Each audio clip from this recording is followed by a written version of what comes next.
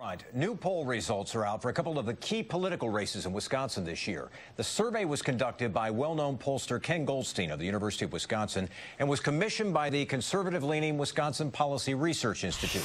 In the race for governor, it's Milwaukee County Executive Scot Walker with 36% of the vote, Milwaukee Mayor Tom Barrett with 32%, with 31% undecided.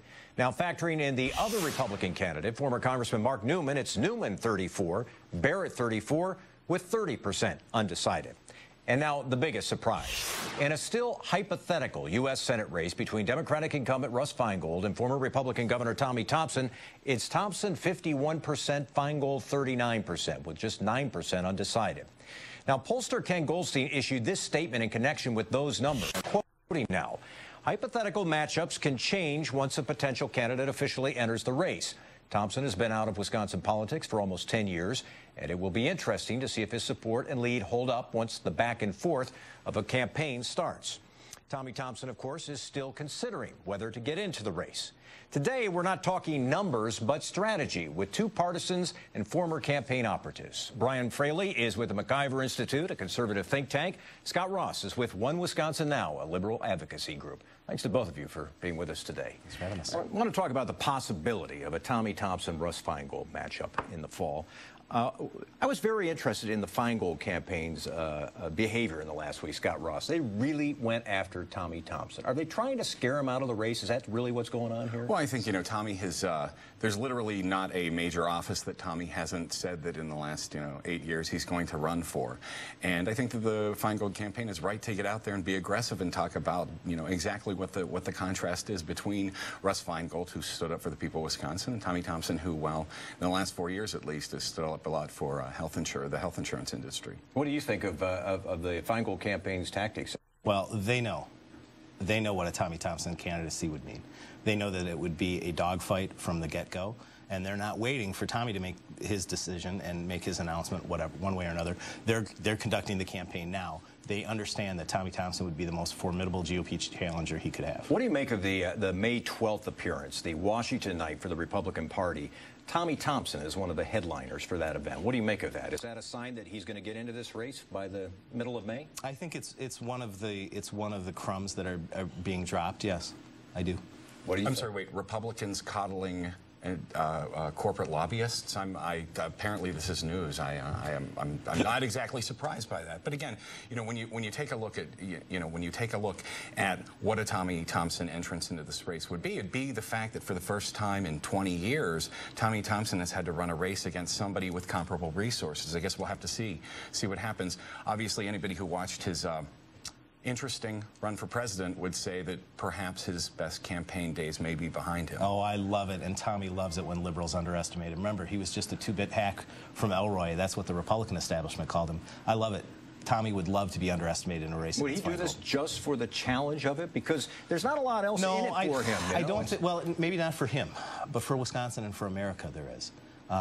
Wisconsin needs a better U.S. senator than Russ Feingold, and Tommy Thompson could be that senator. I don't believe he's the only Republican that can beat Feingold, but I think he's the strongest challenger. Do you think he'll get in?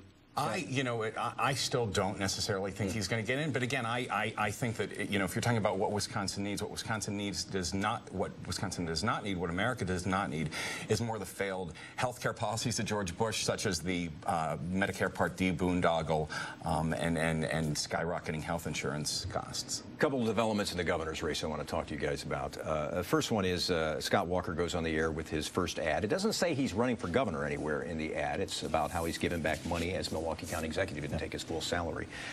Is this, as Mark Newman suggests, in response to Newman ads, that this race is more competitive than most people give it credit for? No.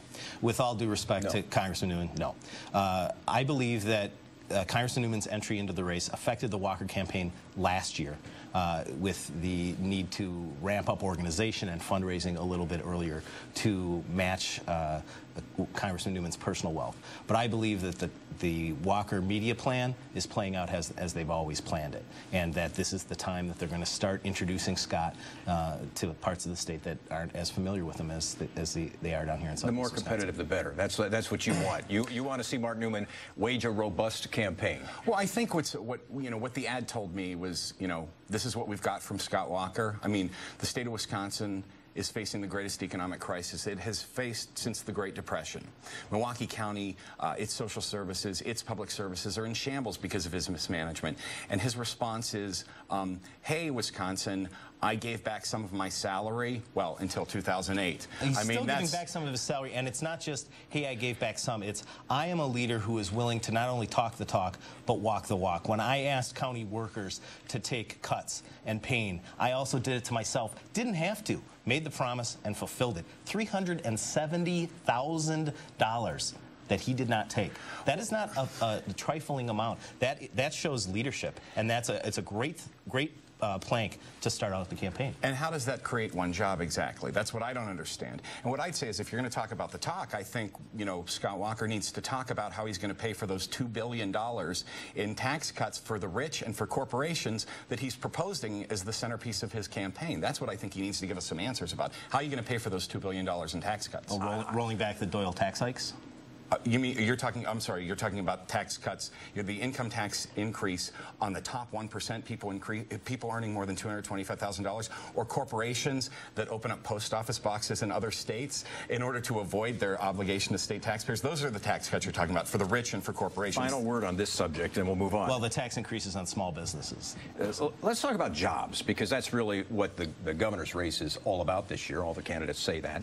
Tom Barrett last week said something that I thought was interesting. He said, well, we'd like to be able to create about 180,000 jobs, to bring back the number of jobs that have been lost during the recession. Help me understand, Scott Ross, why, after ridiculing the number that Scott Walker tossed out, 250,000 jobs he could bring to Wisconsin, the Barrett campaign then offers a number of its own. They said Scott Walker pulled that out of thin air. Then why did they offer? Well, I think that Tom Barrett gets to talk about job creation, because that's what he's helped do as mayor of Milwaukee. You know, whether it's the 1,500 jobs that were brought through Public Airways, through smart tax incentives and working with business, or whether it's the Inja team announcement of another 300 jobs that are coming to Milwaukee. I mean, that's why he has credibility on this. The reason Scott Walker's number has no credibility is because he has punted or mismanaged 3 job creation or economic development operations in Milwaukee County, and the numbers just simply don't add up when you're talking about 250,000 jobs. Well, the numbers could be irrelevant. Walker has set a goal, and it is going to be incumbent on the campaign to explain how he's going to reach that goal. But for the Barrett campaign to ridicule the number as arbitrary and then pull another arbitrary number out it flies in the face of common sense, but it is typical of what the Barrett campaign is right now. It's directionless, it's rudderless, it's not very inspiring, it's kind of plodding along. He makes a big deal every couple of weeks. He ventures outside, Milwaukee County and ventures into the hinterlands and makes a big deal like he's actually campaigning. This is a reluctant candidacy, and no one's very excited on the Democratic side about running for Jim Doyle's 3rd term. I got like 10 seconds. I think when you look at what Scott Walker's done in terms of increasing spending at a higher rate than any of the other major elected officials in the state, when you talk about a proposed 18% increase in the county levy, when you talk about 84% increase in spending while he was in the state legislature, I mean, that's what the Walker record is. He can talk about that. Thanks very much. And we will note that both Brian Fraley and Scott Ross are regular contributors to wisopinion.com in a feature segment that's called That's Debatable. You should check it out. It's interesting. Coming up next on Up Front, a possible new candidate in the race for U.S. Senate.